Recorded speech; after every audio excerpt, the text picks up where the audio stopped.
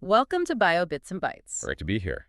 Today we're diving deep into something really fundamental, how our nervous system first gets going. It's a process called neural induction. That's right. Think of it as the very first decision point, the spark that leads to, well, everything brain and spinal cord related. And we'll be digging into how it's triggered, who the main players are, the key signals. Exactly. We've got a lot of cool research to draw on studies from frogs like xenopus, chicks, zebrafish, even, human stem cells. So the mission today is really to unpack all that complexity, right? Identify those crucial signals and mechanisms. And understand why this early step is so absolutely vital for building a healthy nervous system. And don't worry, if we hit any tricky scientific terms, we'll definitely break them down. Perfect. So let's start at the very beginning. Where in the timeline of an embryo does neural induction actually happen? Okay, so neural induction kicks off pretty early during what we call the gastrula stages of development. Gastrula stages. Can you maybe give us a quick picture of what that means? Sure. Gastrulation is, well, it's a fundamental reshaping process. The early embryo, which starts as sort of a ball of cells, folds and reorganizes itself into distinct layers. Layers that will eventually become different parts of the body. Precisely. It's like setting up the basic body plan. And it's within this context, during gastrulation, that the first steps towards making a nervous system are taken. And discovering this whole process, this neural induction, that was a huge deal in biology, wasn't it? Absolutely. A real milestone. The idea that one group of cells could tell another group what to become, that was revolutionary. And that discovery goes back quite a way. It does. It was first properly observed back in 1924 through some really elegant experiments on amphibians by Hans Spemann and Hilda Mangold. Their work was just foundational. Spemann and Mangold. Okay. And they identified this key group of cells, the organizer. That's the one, the organizer. It's this special cluster of cells in the early embryo. It actually has different names depending on the animal. It's the organizer in amphibians, the shield in fish, the node in chicks and mice. But it basically does the same job. Essentially, yes. It acts like a command center. Yeah. Its main job is to trigger neural development in the layer of cells right above it, the ectoderm. And the ectoderm, that's the layer that makes skin and the nervous system. Exactly. So the organizer tells a part of that ectoderm, okay, you're not going to be skin, you're going to be the start of the nervous system. It was a huge discovery because it showed development wasn't just pre-programmed. Cells talk to each other. So how did Spemann and Mangold actually show this? What was their experiment? It was brilliant, really.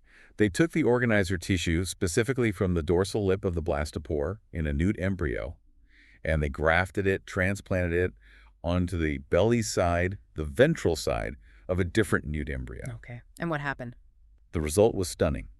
The host embryo, the one that got the transplant, developed a whole second nervous system on its belly side, right where the organizer was placed. Wow, a complete second nervous system. Yep. Alongside its own normal one.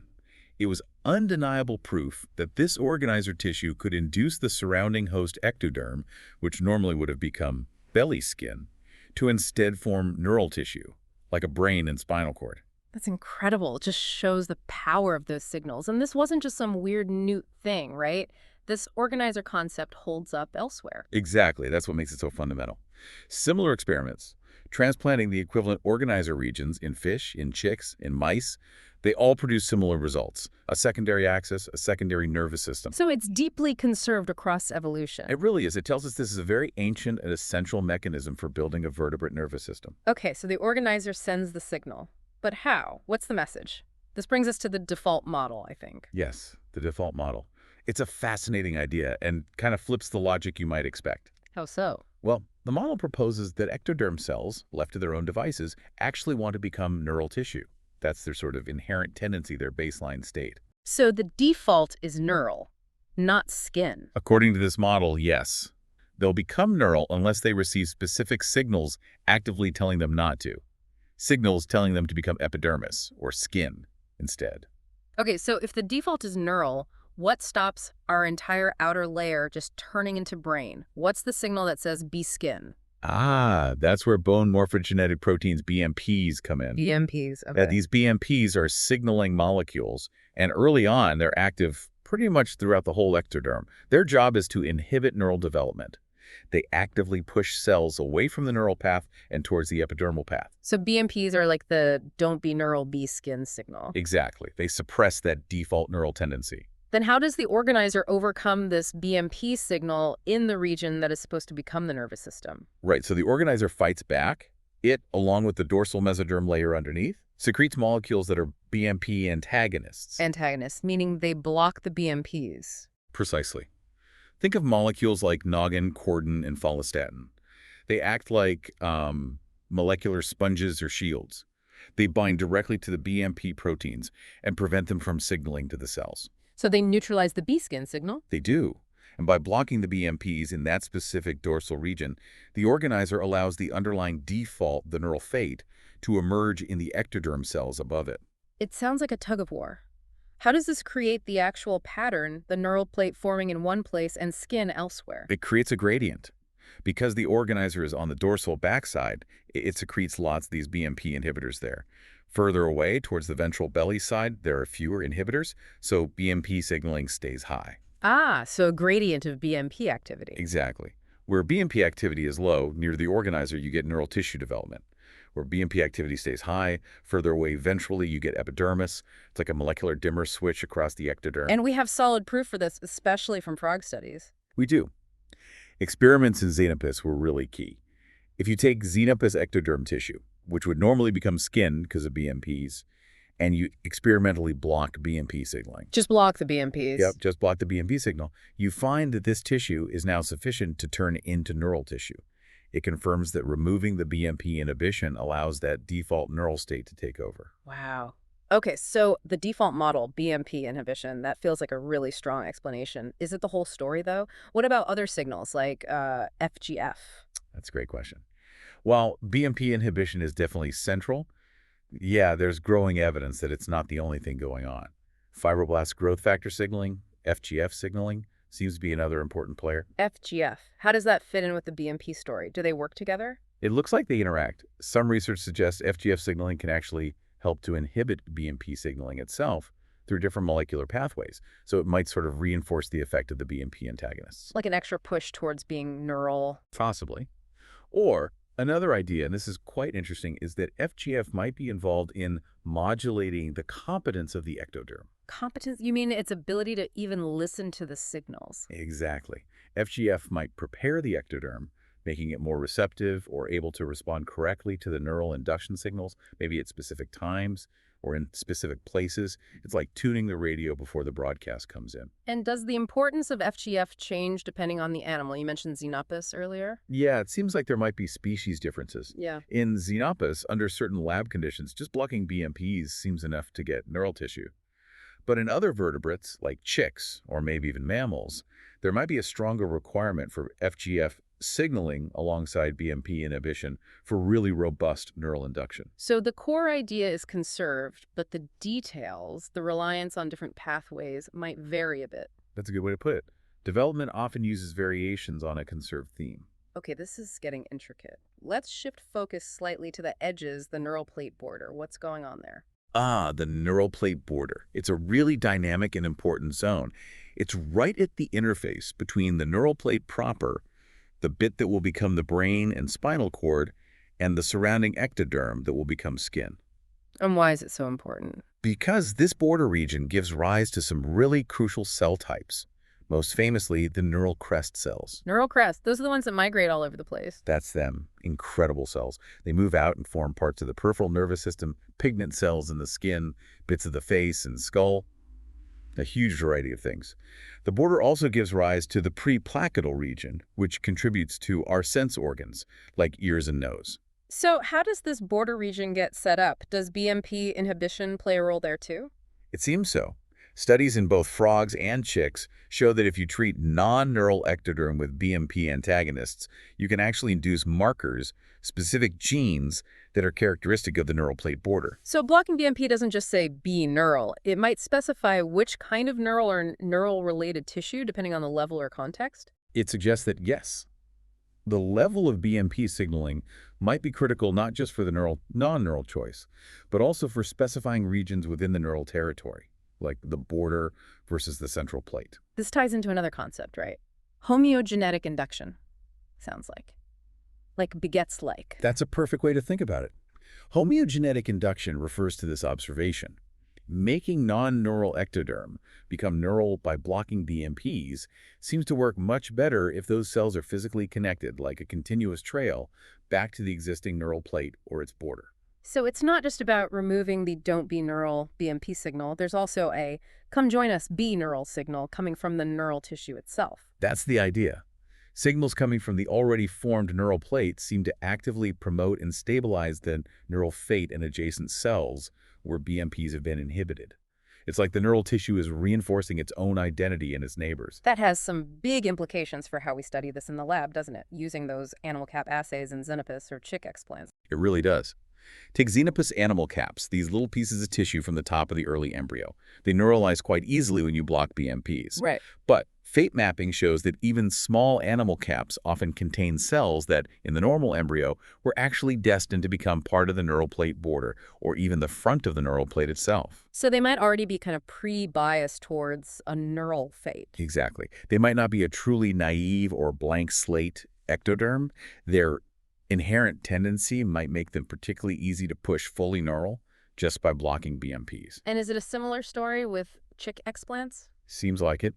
Chick epiblast explants also tend to express some border markers and readily neuralize with BMP inhibition, much like the animal caps. So these common lab models, they might not be perfectly replicating the very first step of induction in the whole embryo. It raises that question definitely. Are these assays showing us primary neural induction the very first instructive signal? Or are they perhaps reflecting a combination of BMP inhibition plus this homeogenetic effect, or acting on cells already somewhat fated towards the border? So we need to be a bit careful interpreting those results as the only mechanism at play. Precisely. They're invaluable tools, but we need to consider the context and the possibility that other signals or pre-existing cell states are contributing to what we see in those isolated tissues. BMP inhibition is key, but maybe not always the sole initiator in every context. Okay, that's a really important point. Now, we've talked frogs and chicks. What about other key model systems like zebrafish? Zebrafish have been fantastic for this field. Because the embryos are transparent and develop externally, you can literally watch the nervous system form. Zebrafish studies have strongly reinforced the role of BMP inhibition, but also helped uncover roles for FGF and other pathways, giving us a more dynamic picture. And moving closer to home, what about mammals? Stem cells must be revealing a lot here. Absolutely. Mouse and particularly human embryonic stem cells, ESCs, and induced pluripotent stem cells, iPSCs, are providing incredible insights. They let us study these processes in a human cellular context. And what's the main takeaway from stem cell work on neural induction? Does the default model hold up? It really seems to, especially in human ESCs. The most efficient way to make them become neural precursors is by blocking two major signaling pathways, simultaneously the BMP pathway, as we discussed, and also the activindol pathway. This is often called dual SMAD inhibition. Blocking both reinforces the idea that you need to remove inhibitory signals to let the neural fate emerge. Exactly. It strongly supports the default model in human cells. Take away the signals telling them to be something else, like epidermis or mesoderm, and they readily adopt a neural identity. And what about FGF in these stem cell systems? Is it playing that competence role we talked about? It seems more nuanced, yes. In mouse stem cells, FGF might be needed to get them into the right state, sort of an epiblast-like state, before they could be efficiently induced towards neural. But in human cells, once neural induction has happened via dual SMAD inhibition, FGF often seems more important for the survival and proliferation, the growth, of the resulting neural precursor cells rather than being the initial trigger itself. So less about the initial decision, more about maintaining and expanding the neural population afterwards. That seems to be the picture emerging from a lot of the stem cell work, yeah. The primary induction event, especially in human cells, looks strongly driven by lifting that inhibition. Okay, so the decision is made become neural. What happens inside the cell at a molecular level to lock this in? Well, blocking those signaling pathways, like BMP and activin nodal, leads to big changes in which genes are turned on or off. Key proteins called transcription factors get involved. Master switches for gene activity. That's a good way to think of them. Factors like ZB2 and another called QPTFAII or NR2F2 become active or repressed, and they then control cascades of other genes. They help turn on the genes needed for being a neural cell and actively turn off genes associated with being skin or other cell types. So it's about actively suppressing the alternatives, too. Yes, that's crucial. BMP inhibition doesn't just allow the neural fate, It actively prevents the cells from becoming epidermis or mesoderm. It also helps stabilize the neural identity by maintaining the expression of genes like SOX2, which is important for both stem cells and early neural cells. It stops them from changing their minds, so to speak. Okay, so we have neural cells specified in the neural plate. What's the next big physical step, forming the actual structure? Exactly.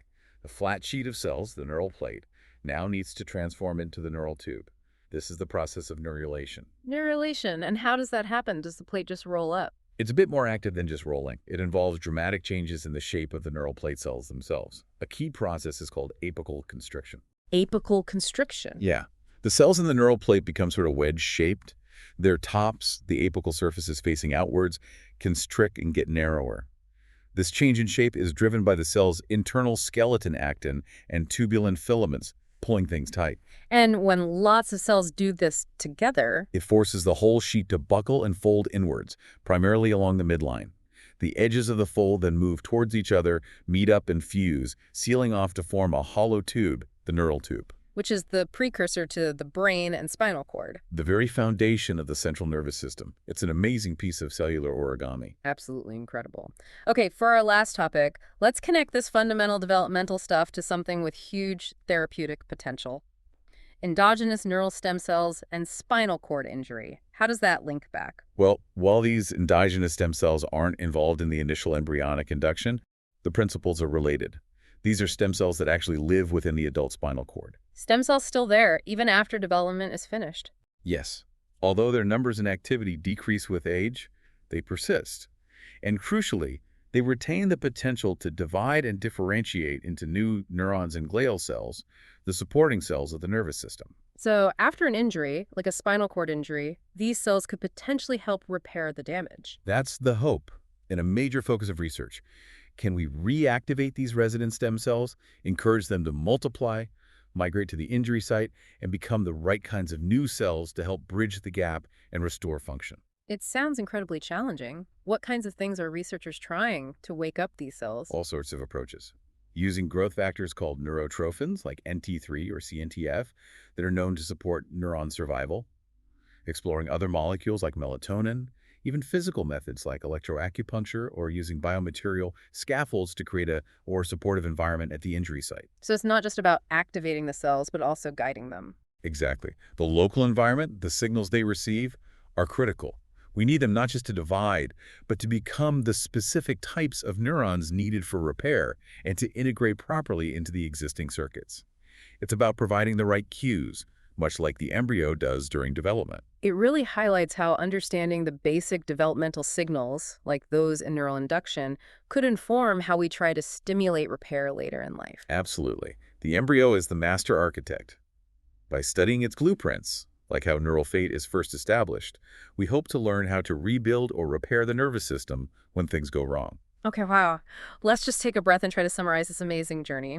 Neural induction, it's this incredibly complex yet highly conserved process that literally lays the foundation for our entire nervous system. Yeah, from those first signals from the organizer, Hmm. through the balancing act of BMP inhibition, maybe helped by FGF, and even this idea of homeogenetic induction, it's clear that layers upon layers of communication are needed just to get things started. And that default model is such a powerful concept. The idea that becoming neural is the baseline, and it's about actively blocking other options. Right. And thinking about how this knowledge connects to future possibilities. Mm. That's where it gets really exciting. Understanding these fundamental steps could be key to unlocking ways to trigger repair after injury, like SCI, or maybe even understanding developmental disorders better. So for you listening, hopefully this gives you a real sense of the sheer elegance and complexity involved in building a brain, right from the very first cellular decisions. And it highlights why this kind of basic research is so vital it could pave the way for future treatments. And it leaves us with a thought, doesn't it? If the default state is neural, what does that tell us about conditions where neural development perhaps goes off track? Oh. Could we, by understanding these initial pathways better, eventually develop therapies that gently nudge development back onto the right path, or even harness these signals for regeneration? Lots to think about there. Thank you so much for joining us for this deep dive into neural induction. My pleasure.